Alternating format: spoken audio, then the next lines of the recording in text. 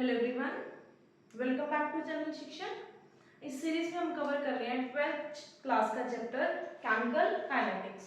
तो chemical kinetics में अब तक हमने पढ़ा speed of the reaction, rate of reaction के साथ उसका ग्राफ, किस तरह से स्टार्टिंग में हमारे पास रिएक्टेंट है और प्रोडक्ट की अमाउंट कितनी है, 0 है। फिर उसके बाद हमने किया फैक्टर्स, जिसमें हमने कवर किया nature of reactant, temperature, concentration of reactant और surface area. And then last में हमने किया था rate law equation. Rate law equation में हमने पढ़ा था कि अगर मेरे पास एक रिएक्शन है A गिव अस प्रोडक्ट, तो R means rate of reaction will equals to K A raised to power A into concentration of B means concentration of reactant. Clear? तो ये था rate law equation which defines that rate of reaction is equals to rate constant into concentration of reactant. तो अब मैं एक reaction और लेके चल रही हूँ 2A plus B give us P.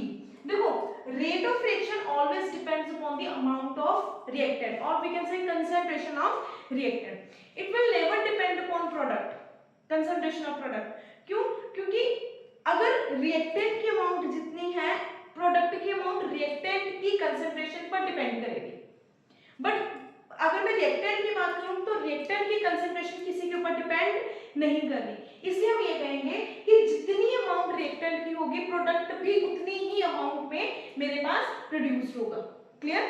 तो देखो अगर मेरे पास एक इक्वेशन है 2A plus B give us P, तो मैं ये बोलूं इसकी rate of reaction will be, rate law equation में rate of reaction will be K A coefficient मैंने बोला था ऊपर जाएगा into B. So this is the rate law equation. R is equals to K A square into B. Clear? अब अगर इसे मैं ये बोलूं कि इंस्टेंटेनियस रेट ऑफ रिएक्शन निकालो, तो इसका इंस्टेंटेनियस रेट ऑफ रिएक्शन क्या होगा? इसका इंस्टेंटेनियस रेट ऑफ रिएक्शन क्या होगा? इसका इंस्टेंटेनियस रेट ऑफ रिएक्शन होगा R is equals to minus 1/2 d by dt of A is equals to minus d by dt of B is equals to d by dt of P. Clear? तो ये था हमारे पास rate of reaction with instantaneous rate of reaction. अब हमने ये बात पढ़ी थी दैट K, अब हमने ये पढ़ा था K is independent of concentration. K is independent of concentration of reactant. It means अगर reactant की concentration change होती है तो इफेक्ट किस पे पड़ेगा? रेट ऑफ रिएक्शन पे। रेट कांस्टेंट पे कोई भी इफेक्ट नहीं पड़ेगा। क्लियर? अब एक क्वेश्चन है मेरा दैट कंसीडर रिएक्शन, अगर एक सम के सॉल्व पे उसको सॉल्व करो तो consider a reaction 2A plus B give us P. Clear? If concentration of A is increased by, sorry, if concentration of, अच्छा यहाँ पे पर ऐसे रहने दो, 2A रहने दो भी। If concentration of A is increased by 2 times, then what will be the effect? What will be the effect on rate of reaction? तो देखो अगर इसकी बात करें तो मेरे पास एक रिएक्शन है A plus B give us P. Clear? अगर मैं इसका रेट ऑफ रिएक्शन निकालूं तो R is equals to K A into B. Clear? अब उसने क्या बोला है? Rate of concentration of A is increased by 2 times, मतलब वो डबल हो गई। ठीक, अगर वो डबल हो गई तो mark it as first equation. अगर वो डबल हो गई तो मेरे पास आएगा R is equals to K double, मतलब A will be now become 2A and B will become B. Clear? ठीक, अब मैं क्या करूंगी? Consider it as R dash, 2 को बाहर निकाल लो, अंदर आ गया मेरे पास K, A concentration into B concentration. What is this? This is R. So R dash is equals to 2R, means by increasing the concentration of A 2 times, the rate of reaction becomes double. Clear? तो मतलब ये है कि जिस तरह से reaction की concentration, reactant की कंसंट्रेशन इंक्रीज होगी, हमारा रेट ऑफ रिएक्शन भी उसी ढंग से इंक्रीज और डिक्रीज होगा. अच्छा, एक और बात, जब यहाँ पर आपको अमाउंट की इंक्रीज भी हो 3 टाइम्स 4 टाइम्स 1/2 टाइम्स, तो वो पावर में नहीं जाएगा, वो बाहर आएगा, because power is the coefficient. Coefficient मतलब कितने मोल्स ऐड किए हैं. अब ये है कि एक बैलेंस्ड इक्वेशन है, अगर मैं उसको डबल कर दूं तो वो अनबैलेंस्ड इक्वेशन हो जाएगी. तो अनबैलेंस्ड इक्वेशन को पावर में नहीं लिखना, अनबैलेंस्ड इक्वेशन को साथ उसके मल्टीप्लाई करना है. Clear? Then R is equals to K into concentration of reactant with coefficient power. Clear? अच्छा, अब एक डिस्कशन करते हैं, नॉर्मल एक रिएक्शन कंसीडर करते हैं कि मेरे पास एक रिएक्शन है A plus B plus C will give us B C plus A. एक नॉर्मल जनरल एग्जाम्पल के बेस पे एक रिएक्शन लेके चल रहे हैं, that A plus B plus C give us BC plus A. ये मेरे पास एक रिएक्शन है, और अगर इस रिएक्शन का मैं मैकेनिज्म देखूं तो मैं ये बोल रही हूँ कि ये मेथड जो है, ये रिएक्शन जो है, it occurs in 2 steps. Clear?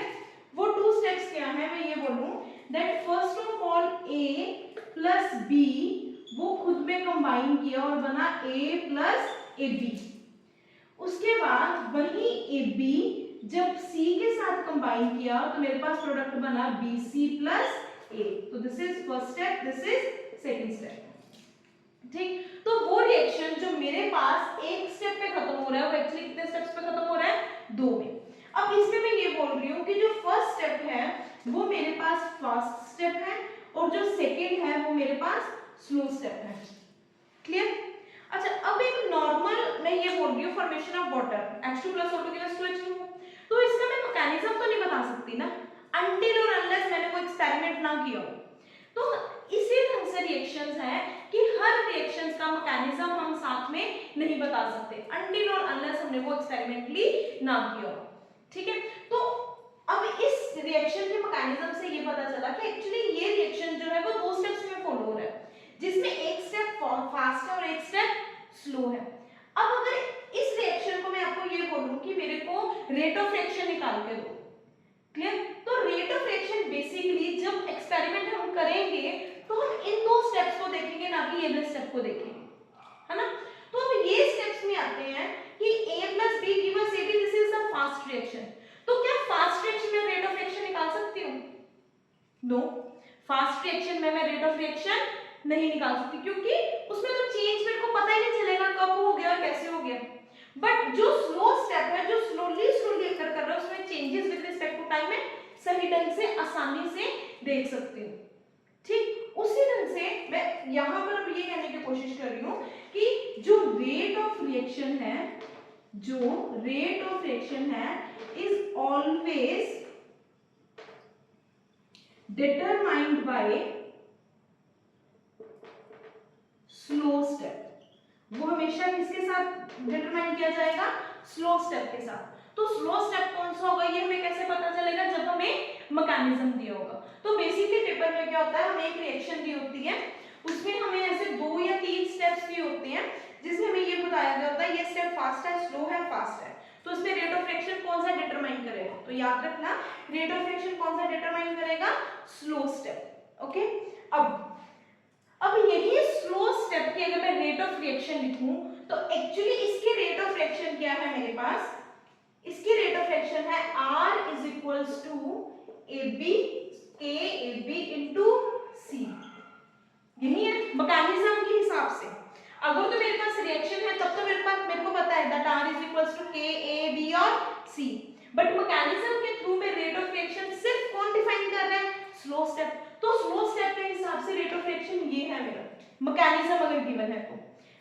फिर ये A B C ये रेट ऑफ रिएक्शन डिफाइन नहीं करेंगे. तो ये चीज याद रखना कि अगर पेपर में मैकेनिज्म आ रहा है तो this will be your rate of reaction, not this will be. आप ये रिएक्शन कंसीडर करोगे, ना कि मेन रिएक्शन कंसीडर करोगे। क्लियर?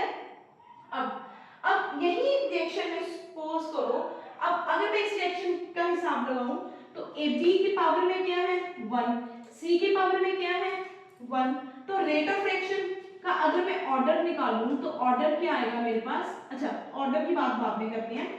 देखो अब मैं क्या कर रही हूं, मैं ऊपर पावर्स को, एक्सपोनेंट पावर को ऐड कर रही हूं। तो मैं क्या कर रही हूं, the sum of exponents of concentration of reactants in rate determining step।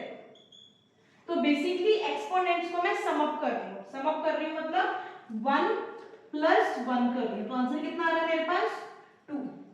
तो ये जो sum of exponents of concentration of reactant है, इसको मैं क्या कहती हूँ, it is called as order of reaction. So इस रिएक्शन का ऑर्डर क्या आएगा मेरे पास, order of reaction is 2। Clear? अगर अब मैं इस हिसाब से देखूं तो R A power 1 B power 1 C power 1 कितना ऑर्डर बनता था 3, पर यहां पर मेरे पास एक्चुअल ऑर्डर कितना आ रहा है 2। सो this is the basic difference between the order. पहली बात, ऑर्डर क्या है, ऑर्डर है जो स्टेप रेट डिटरमाइन कर रहा है उस स्टेप का सम ऑफ एक्सपोनेंट्स, मतलब पावर्स का सम अप। क्लियर? अब पावर ऑफ सम अप को हम बोलेंगे ऑर्डर। इट मींस जो ऑर्डर है, order can not be determined theoretically, ये हमेशा किस ढंग से किया जाएगा, but can be determined experimentally. पर ये कैसे किया जाएगा, एक्सपेरिमेंटली। क्लियर? और इट कैन बी जीरो और फ्रैक्शन, ऑर्डर जीरो भी हो सकता है, ऑर्डर फ्रैक्शन भी हो सकता है। तो ये डेफिनेशन थी बेसिकली ऑर्डर की, कि ऑर्डर क्या है, ऑर्डर है मैकेनिज्म में रेट डिटरमाइनिंग स्टेप्स में जो पावर्स आएंगी उनको सम अप करना है, तो वो मेरे पास क्या निकल जाएगा, order. This is the most important topic about order. Clear? तो order sum up of exponents of concentration of reactants. Clear? So this is all about the order of the reaction. तो अब जो है वो हम आज हमने कुछ न्यूमेरिकल्स किए, किसके बेस के ऊपर, रेट लॉ इक्वेशन बेस के ऊपर। और वही रेट लॉ इक्वेशन में हमने ये समझा कि हर रिएक्शन का एक मैकेनिज्म होता है जो हमें ये बताता है कि किस स्टेप से हमने रेट डिटरमाइन किया है, और वही स्टेप जिससे हम रेट डिटरमाइन करते हैं उसकी एक्सपोनेंट पावर का सम अप करेंगे तो हमारे पास क्या आ जाएगा, ऑर्डर। क्लियर?